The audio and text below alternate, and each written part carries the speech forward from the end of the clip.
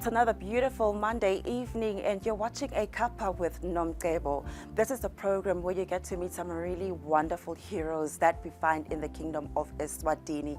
Heroes are basically everywhere and some of them are right under your nose. And in today's episode, it's a colleague of mine and a very good friend of mine, the craziest girl that I love so much. Her name is Mbali and she's a very familiar face. And she's joining me today for a little Cuppa.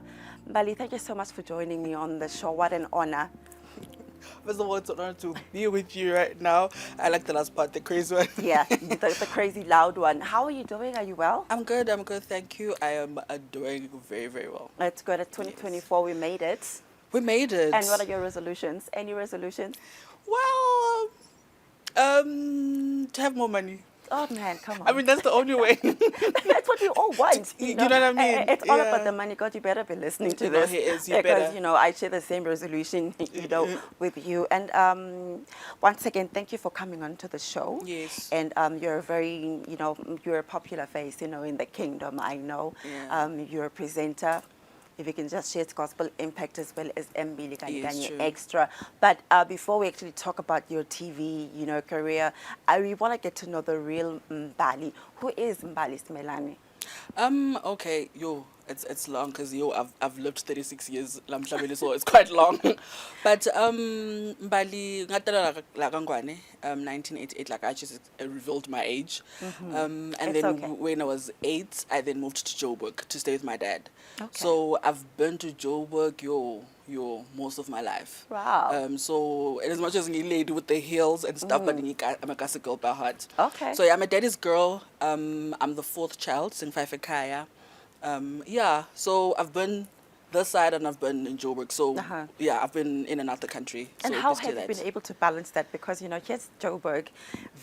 I just think it's one very fast-paced environment. Yeah. And then you come to good old Eswatini, where everything is just serene, it's quiet, we take our time, getting things done. Yeah. So how's that for you, having to balance, growing up from these two very different places? I think before I even moved to Joburg, at the very, because my mom is South African, right? So our cousins from Joburg this side. So already ngaga movie that side, I will easily see and understand the life like by So moving that side, and I easily adapt, Just when I get to Enzaweni, when I see people are quiet, I keep quiet. When I see people are loud, I'm like, oh yeah, that's my corner. And then so so yeah, it was quite easy. But moving now back at Sengimtsala, because I moved back 3 years ago. Wow. So moving back now, Tell me about it. Yes, now you're moving back to Eswatini. Yeah. And you're a whole adult. You know what I mean? So what was that like? Tell us about the first day you returned, knowing that you're coming back to Eswatini full-time basis. Okay, it was not even full-time basis. It was never like that. I moved. Okay, I was this side. I came here for Christmas holidays. So move. And then my dad was like, okay, because I was not working at that time. So I was like, let me go to Joburg and come back. We're gonna go together. Wow. So he went, and he didn't come back. Then he didn't come back. He passed away that side. Oh my. So I was like, I'm staying back. Oh my goodness. Yeah. So that's how I moved. Yeah. And then Swazi TV happened. Oh my goodness. Eswatini TV happened. Yeah. Yeah. And your daddy's girl. That's how you introduced yourself, and I can say that this, it's still traumatizing you. It is. Yeah. So, how do you cope? How are you coping? I think losing him was like when the news come through, because we got a call because he was alone in Joburg and I was this side. I think the guilt was like, this guy was with me all those years and now he's like, we are Shona and I'm not there. You know what I mean? So I think that's the thing. Before I even dealt with the fact that I'm never going to see him again, the sad part was I was not there. Yeah. But we spoke. The funny part is we spoke on the phone and he told my mom, like, I'm good. And then after that, he called me back and was like, Mbalanko, right? And I was like, what's wrong? Because we're waiting for you, because you're supposed to come through. I'm like, dude, we're waiting. Supposed to come through and pick you up. Yes, so I'm like, take you dude, back to Johannesburg. you know what I mean? Like, we planned. Yeah. So I'm like, dude, because we spoke anyhow. I'm like, I'm not going to please come through because I need to get back to Joburg, I was like, Mtaramanko, right? How old were you then? Like 3 years ago. 3 33. years ago. Yeah. Okay. So I was like, Mtaramanko, right? And I'm like, my mom is waiting for you, so you better be here. And I was like, and then he started explaining, but like my chest is doing these things. So then I need to tell my mom, but I have a feeling. But again, I'm like, no, man, don't think of other things. Bad luck. Just he's okay. He's gonna be good, you know. So I called my mom was in town, and then I called her. I'm like, yo. Brother is saying he's not coming, he's not feeling well. He's like, your dad is acting up, like why he's changing his mind all of a sudden, you know? And I was like, your father has never lied to me. Why now? Because it could make sense as a person who's coming through, why is he starting today? So she was like, something was weird. And I was fighting it, I was like, no, it can't be. Right. But then when he passed, it's funny because I knew. What at do you that mean time. You knew? What happened? Something told me, like I heard something saying that I'm saying Hambida, but I didn't think Uguti he's gone like Ushonil. That happened right after 8 the telephone o'clock, the same conversation. time, he passed that side. Because I was this side, right? So when we got the corner, about 20, everything, but 8 o'clock, he passed. And that was the time that happened. And I told my mom, and from that day, my mom is taking me serious, and I thank God, because everything I say, she's taking it serious. But yeah, that's when it happened. So, those Letins Abaleto, it was painful, but now the guilt was like, I was not there for this guy. Like, just 1 hour. Just that one particular timing. You know what I mean? You know? He's been there for me. Like, my dad was there, like, he was that guy. Right. But yeah. Mbali, this is, I don't even have the words, you know, it must have been, it is a traumatic experience for you, Yeah, true. you know, as a daddy's girl, but we need to take a quick commercial break, and when we come back, we're going to have more conversations about a couple of losses that have been happening, you know, in Mbali's life. We'll be right back.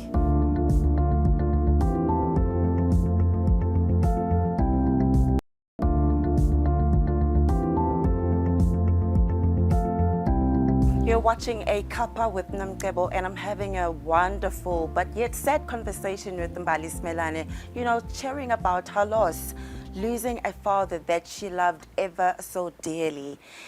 It must have really hurt the moment that phone call came through that he's no more, as much as you did get that premonition that, you know what, he's gone, and now the news is being delivered to you that, yes, actually it is the truth. Yeah. What happened then? Yo, first thing, I woke my mom up, I woke my brother up, because the game that day. So it was my mom's phone, but Belele game, I don't know how. So they told me that when they called, I had to tell them.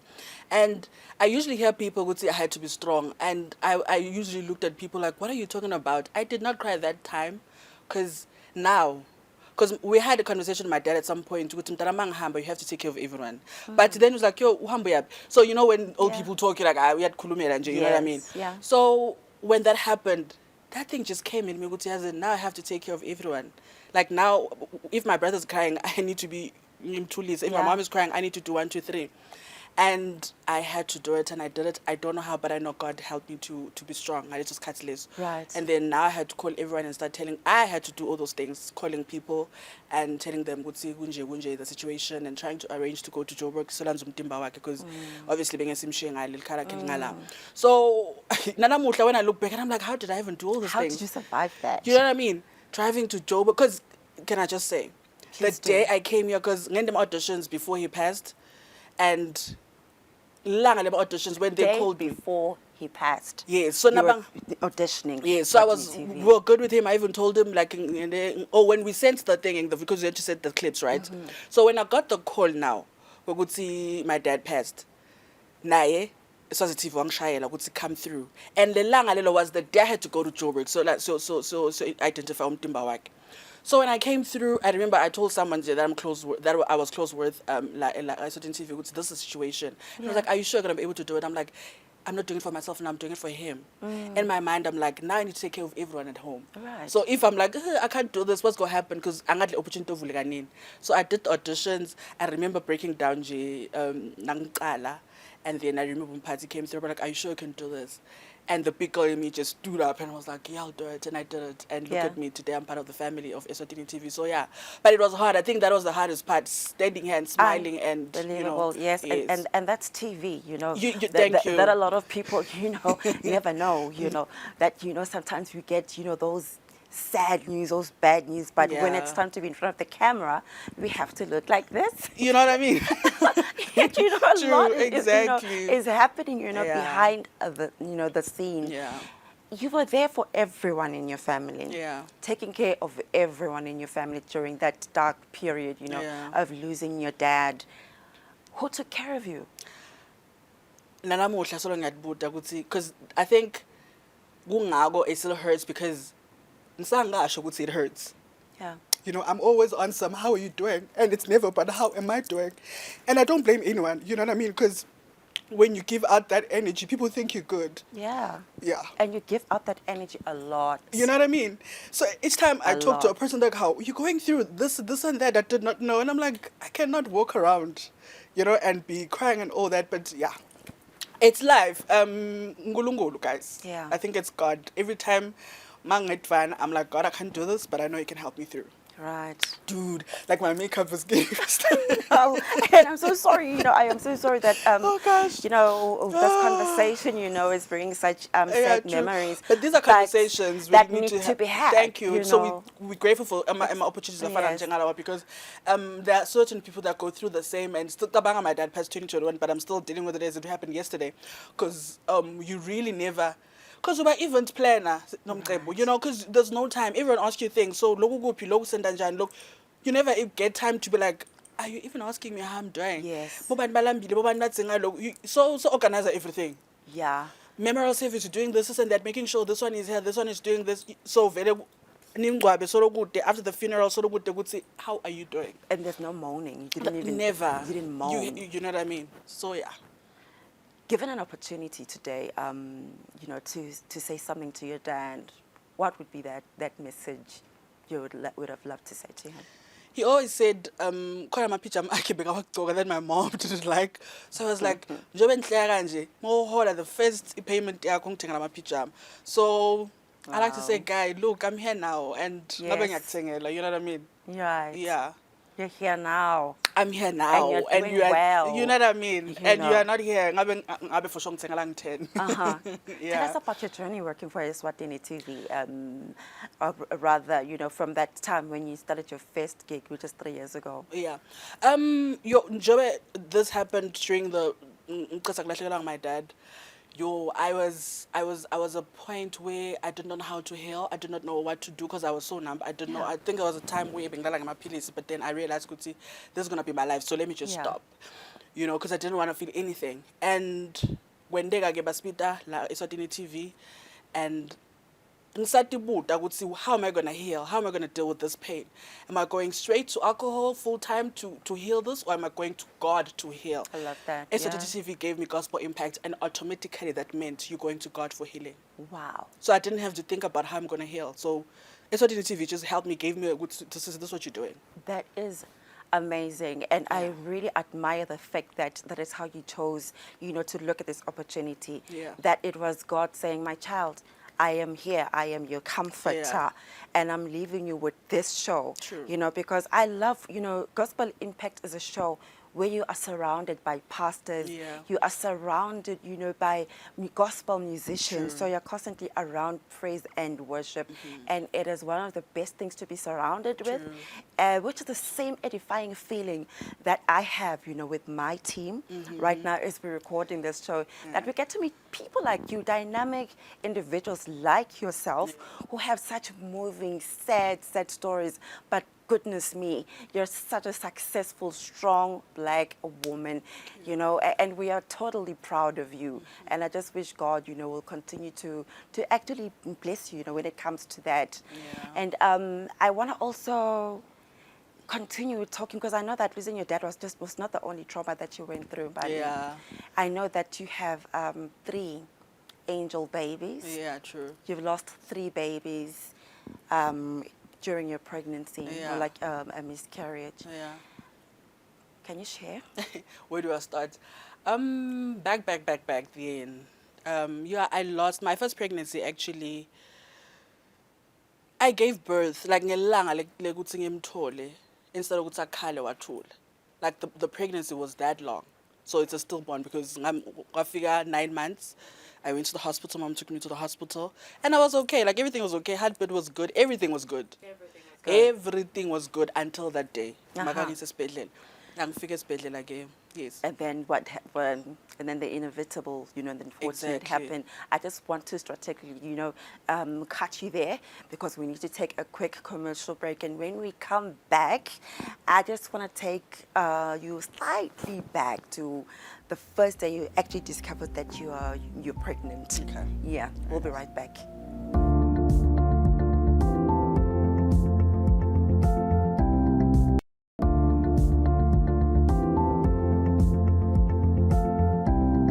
You're still watching a Cuppa with Nomcebo, and I am having a very hard but real conversation with Mbali. She shared with us about her loss when she lost her dad. While waiting for dad to come and pick her up, she was living in South Africa. You come back home for Christmas holidays. Now you're waiting for your dad to go back home to your normal situation, and daddy never made it back. And on top of that, you've lost 3 angel babies. I want to take you back to the first day you realized or you started feeling, kind of funny because, as when you when you fall pregnant, everything changes. Something changes in your body. Tell us about that. Let me just take you back there. The first time, I was scared, to be honest. I was really, really scared. I didn't know what to do. I was so scared. And my mom saw me, but I was always saying, I was just denying it. I was like, no, not now. It's not me. Yeah. Because she was like, yo, Yati, I'm always asleep. I don't know what's going on. That myth, yeah. You know what I mean? I'm like, oh, serious. You need to sleep more. You relax. You don't get more Yeah. hours and stuff like that. Until one day, and she saw, and she was like, but don't feel like you know what I mean? So, but I was excited. The moment I like Nama was free. Yeah. And then I was excited. Why Especially, were you hiding it though? I don't know. I don't know. Because my baby's second child. But I Yeah. don't know. I don't know, seriously. Because I did not know what to expect. Right. You know what I mean? So then I got excited when then she knew about it. I was excited about it and everything happened. And Mangsa, the first kick. Wow. I was like, what? Really? Like, I remember calling my cousin. I'm like, dude, you know what just happened? And then, like, she was pregnant at the same time. So each time things would happen to her, and then she Yeah. calls me, like, we'll share that kind of thing with her. So Right. even the dad, like, would call him, like, dude, this is happening and stuff. So I was so excited. But it was an amazing experience. I think my first pregnancy was an amazing period. I enjoyed, because I Right. did not know what to expect. You know what I mean? Right. It was the first time. So I was excited each and every day. Yeah.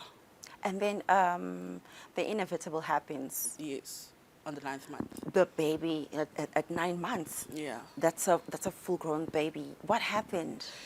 Okay, doctors Nanamuhla, they don't have a clear answer to that because I went to different hospitals and they tell me the same thing, but still it doesn't make sense. Because uphelele and yesterday was okay, and today this is the story. Like, how did that even happen? Because they tell me it's my high blood pressure. But then yesterday when I came through Esbedlela, it was okay. Why now? You know, what is going on? Like, what happened overnight? So, yeah, I think that changed me a lot. It messed me up. Because when you're pregnant, mentally you change. You know, already you have plans. You know, what's Yes. You Nageda. plan ahead, yes. Exactly. Now it's not about me. Now there's a person Right. coming through, and there's a conversation that I have with the third party who's a father. Now, you're planning for this person to come through. So And you've been looking at the little baby clothes. I was doing that already. That- I that- bought that- a baby that cot already. They were socks, excited in yes. a corner.